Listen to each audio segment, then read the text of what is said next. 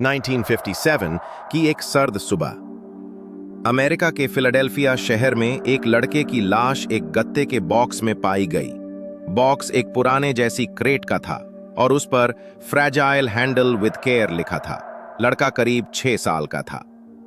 शरीर पर कपड़े नहीं, बाल अजीब ढंग से काटे गए, पीठ पर नीले निशान और चेहरा जैसे चुपचाप चीख रहा हो। लेकिन सबसे डरावनी बात थी उसके होठों पर एक अजीब सी मुस्कान।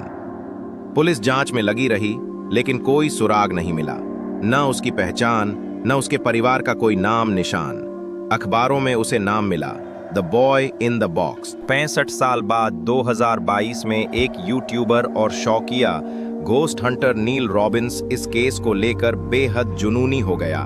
वो फिलाडेल्फिया के उस इलाके में गया जहां बॉक्स मिला था, फॉक्स चेस के पास की सुनसान झाड़ियों में। नील ने वहां रात बिताने का फैसला किया। उसके कैमरे चल रहे थे, ईएमएफ डिवाइस, स्पिरिट बॉक्स, सब कुछ तैयार था। रात करीब 2:47 बजे स्पिरिट बॉक्स में एक धीमी सी आवाज आई, मुझे पहचानो। नील की रीढ़ की हड्डी में सिहरन दौड़ गई। तुम कौन हो? उसने पूछा। कुछ सेकंड्स बाद वही आवाज फिर आई, मां कहां है? नील ने जैसे जैसे गहराई में रिसर्च की, उसने एक भयानक कड़ी खोजी। उसी बॉक्स की तरह के बॉक्स 1950s में एक अनाथालय में इस्तेमाल होते थे, विलो क्रेस्ट ऑर्फनेज। यह अनाथालय 1950 में बंद कर दिया गया था, कारण बच्चों के गायब होने की रहस्यमयी घटनाएं। नील वहां पहुंचा। जगह वीरान थी, पर दीवारों पर बच्चों की चीखों की परछाइयां जैसे अब भी मौजूद थीं। नीचे तहखाने में उसे एक कमरा मिला जहां छोटे छोटे हाथों के निशान दीवारों पर थे और एक दीवार पर खून से लिखा था, बॉक्स मेरा नहीं था, मैं सोना चाहता था, मां कहां है? नील को तहखाने की लकड़ी की अलमारी में एक जली हुई डायरी मिली। कुछ पन्ने सुरक्षित थे, उस पर नाम लिखा था जे।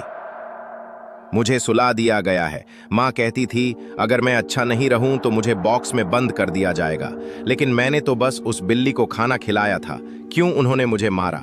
नील की आंखें भर आईं, पर वो जानता था ये आत्मा अब भी मुक्त नहीं हुई। नील ने उस डायरी को पढ़कर एक रिचुअल किया जिससे आत्माओं से संवाद किया जा सकता था। उसके पास एक पुराना आईना था जिसे वो अक्सर रिफ्लेक्शन रिचुअल के लिए प्रयोग करता। उस रात जब उसने आईना के सामने रिचुअल किया, कुछ पल के लिए कमरे की रोशनी चली गई और आईने में दिखाई दिया वही लड़का, गत्ते के बॉक्स में बैठा, नील को देख रहा था और उसके चेहरे पर वही मुस्कान।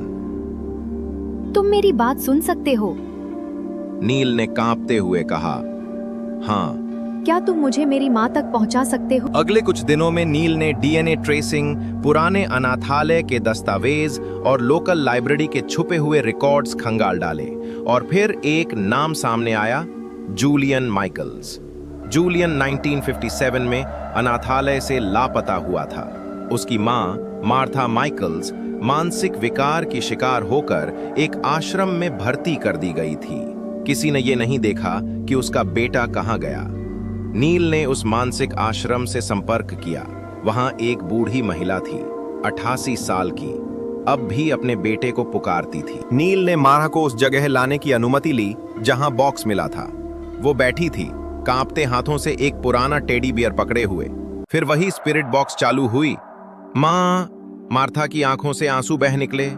जूलियन, क्या तुम हो? मां, अब मैं घर जा सकता हूं?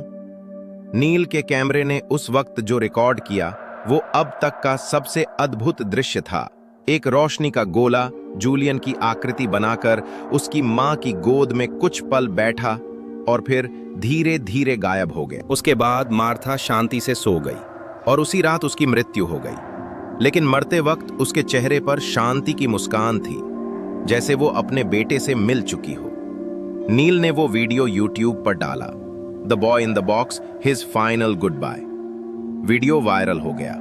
लाखों लोग उस बच्चे की आत्मा की मुक्ति की गवाह बने। कुछ रहस्य कभी हल नहीं होते, कुछ आत्माएं कभी नहीं सो पाती, पर कभी कभी कोई नील रॉबिन्स बनकर उन्हें सुला देता है। The boy in the box अब सिर्फ एक केस नहीं, एक आत्मा की पुकार थी जिसे आखिरकार जवाब मिल गया।